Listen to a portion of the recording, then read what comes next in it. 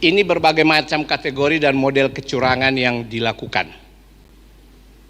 Yang pertama yaitu mengambil soal. Jadi ada upaya dari berbagai pihak, terutama dari pihak eksternal, untuk berusaha mengambil soal. Apakah soal ini ditujukan untuk apa dan sebagainya, ini sedang kita investigasi lanjut. Pertama yaitu dengan memfoto layar PC peserta dengan perangkat yang disembunyikan atau dimasukkan secara diam-diam. Sebagaimana kita ketahui, seluruh peserta itu kan ketika masuk ruang ujian itu di-scan dengan metal detektor. Ternyata sekarang udah makin canggih nih. Ada alatnya yang diusahakan tidak terlacak dengan metal detektor. Tapi sekali lagi melalui pengawasan yang ketat, kita bisa melihat keanehan dan kecurigaan. Itu setelah kita cek dan tindak lanjuti, ternyata memang ada kecurangan-kecurangan yang dilakukan. Misalnya dengan berusaha memasang handphone di bagian tubuh yang tidak terlihat, ditutupi dan sebagainya, dan itu bisa ditemukan. Yang berikut juga dengan merecord desktop PC peserta dengan memasang aplikasi record pada PC peserta. Ya, ini udah dengan mainan teknologi yang udah lebih canggih nih. Termasuk juga remote desktop PC peserta dengan memasang aplikasi remote dan perangkat lain sebagai proxy agar bisa komunikasi ke jaringan luar. Tentu di poin ini bisa saja terindikasi sudah ada di lokasi UTBK yang kita temukan ada keterlibatan orang dalam. Dan saat ini sudah kita dapati namanya dan sudah kita lakukan tindakan lebih lanjut. Ya. Yang kedua, kategori dan model kecurangan dilakukan yaitu menggantikan peserta mengerjakan ujian di dalam ruang ujian. Istilah umumnya yang lebih kita pahami dalam bahasa kesehari-harian ini joki. Menggunakan joki. Ada dua model joki yang digunakan. Yang pertama, mengganti foto peserta dengan foto joki saat buat akun SNPMB. Ini sebenarnya kami sangat menyayangkan ya. Praktek seperti ini itu sangat kita sayangkan gitu. Maksudnya kami dari Majelis Rektor Perguruan Tinggi Negeri Indonesia bersama Kemdikti-Saintek sebenarnya kan menyelenggarakan tes seleksi penerimaan mahasiswa baru ini kan bukan untuk kami, tapi kan sebenarnya untuk anak-anak kami. Dengan harapan ini kita akan mendapatkan hasil terbaik, generasi terbaik, tentu dengan cara-cara yang baik dan benar dengan penuh integritas. Cara-cara seperti ini tentu sangat kita sayangkan. Gitu. Jadi mengganti foto joki saat buat akun SNPMB. Ya. Hati-hati. Memang saat ini banyak yang kita temukan. Mungkin yang jadi pertanyaan, apakah seluruhnya ditemukan? Pasti kita akan mengarah ke sana. Bahkan sudah ada inisiasi dari teman-teman di perguruan tinggi, kalau bisa diusulkan ke kami, untuk yang diterima tahun-tahun sebelumnya sekalipun, kita akan cek. Apabila ternyata kartu UTBK-nya misalnya, kan bisa saja di tahun-tahun sebelumnya tidak semuanya nih tertangkap oleh kita kan, bisa saja ada kealpaan. Dan ternyata yang bersangkutan setelah kita cek misalnya yang asli yang bersangkutan dengan foto kartu UTBK-nya beda. Maka bisa saja meskipun sudah berada saat ini sudah duduk di semester 2 maupun semester 4, bisa saja akan kita diskualifikasi Bu Bapak. Artinya momen ini adalah momentum bagi kita untuk mendisiplinkan juga para peserta UTBK. Yang berikut memalsukan dokumen seperti KTP, kopi ijazah, dan surat keterangan kelas 12. Kan kita kan pendaftarannya kan model online dan sebagainya. Ya seperti yang saya sampaikan di awal tadi, dengan didasarikan rasa percaya nih kepada anak-anak kita untuk ikut UTBK. Ini nggak sangka nih dengan cara-cara seperti ini.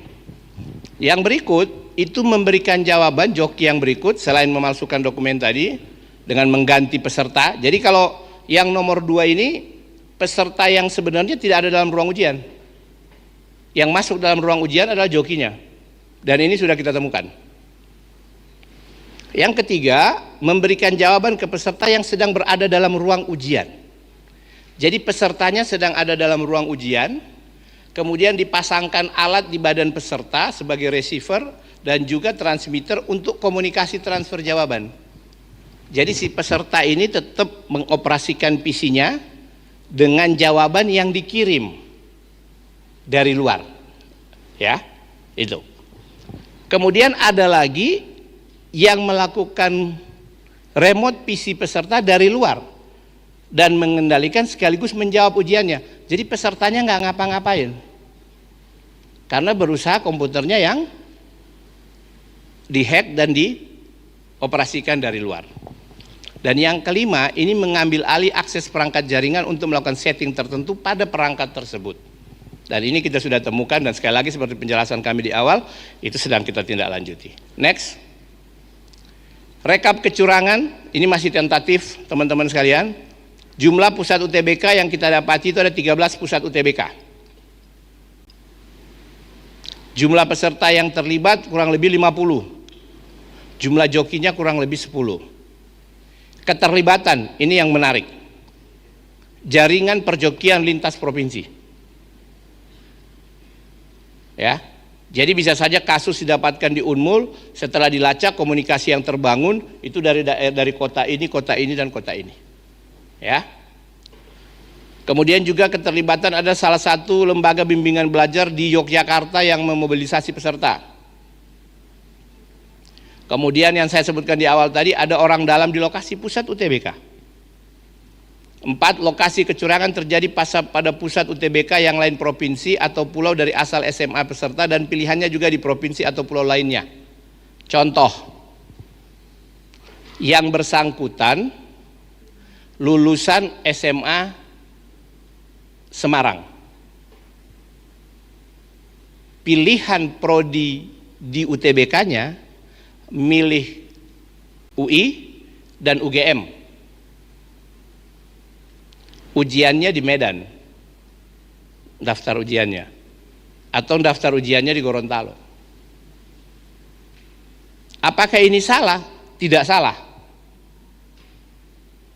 Selama memang bisa dibuktikan tidak salah. Contoh, di Gorontalo ada yang seperti ini. Setelah kami lacak, ternyata yang bersangkutan itu lulusan dari pondok pesantren yang ada di Jawa.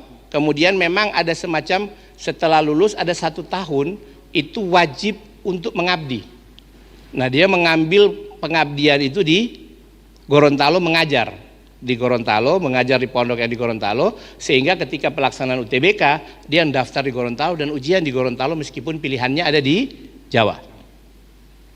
Tapi yang anomali seperti ini di tempat lain, begitu kita dapatkan dan kita umumkan, di hari kedua, hari ketiga udah nggak datang. Oke? Berarti benar dong.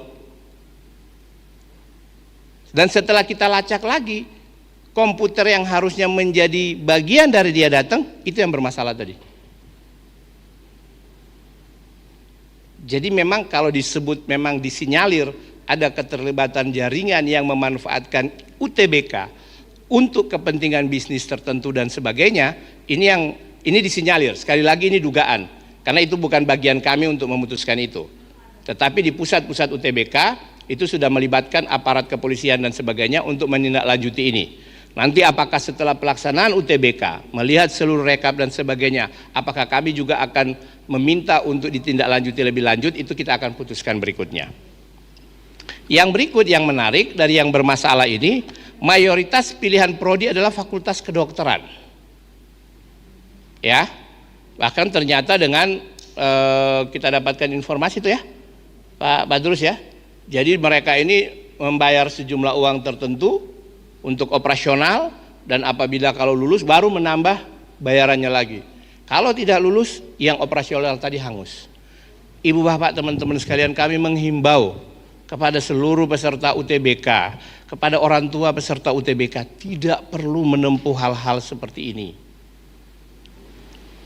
Kami itu ingin konsentrasi memberikan soal yang baik, memberikan proses seleksi yang baik, bukan harus berhadapan dengan proses kecurangan seperti ini.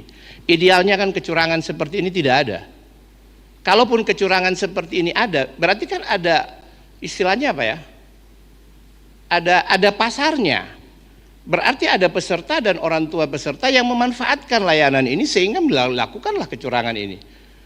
Andaikan saja peserta dan orang tua tidak menggunakan layanan dan cara seperti ini, kan pasti ini nggak akan laku. Ini yang perlu digarisbawahi teman-teman sekalian. Next. Nah, ini contoh nih, Pusat UTBK USU. Nanti detailnya akan bisa dijelaskan mungkin oleh Pak Rektor USU. Jadi bayangkan teman-teman, ini ada kacamata ini. Kacamata ini pasti ketika metal detektor kan akan lolos.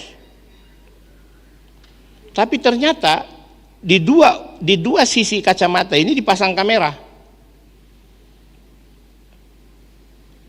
Di balik kamera itu ada apa? Mikrofonnya. Dan ini, praktek seperti ini, hampir kami tidak bisa temukan. Ini ditemukan karena laporan peserta di sampingnya. Jadi peserta di samping itu melaporkan ke pengawas, ini kayaknya ada yang curang. Kenapa? Bisik-bisik kan? Mungkin dibisikin jawabannya nggak jelas, terus tanya lagi apa dan sebagainya, dilaporkan oleh peserta di sampingnya. Akhirnya kita temukan. Tertangkap tangan 7 orang nih melakukan perjokian untuk 30 peserta. Detailnya biar nanti Pak Rektor, Pak Prof Murianto, Wakil Ketua 1 yang juga Rektor USU, karena ini di lokasi beliau untuk bisa menjelaskan ini. Jadi ini dikendalikan dari hotel ya, hotel. Jadi yang mengerjakan soalnya ada di hotel. Ini untuk apa? Ya, jadi kita sangat kami himbau, andaikan semua peserta sepakat untuk menggunakan cara-cara yang jujur berintegritas, kan tidak perlulah hal-hal seperti ini. Tidak perlulah seperti ini. Gitu.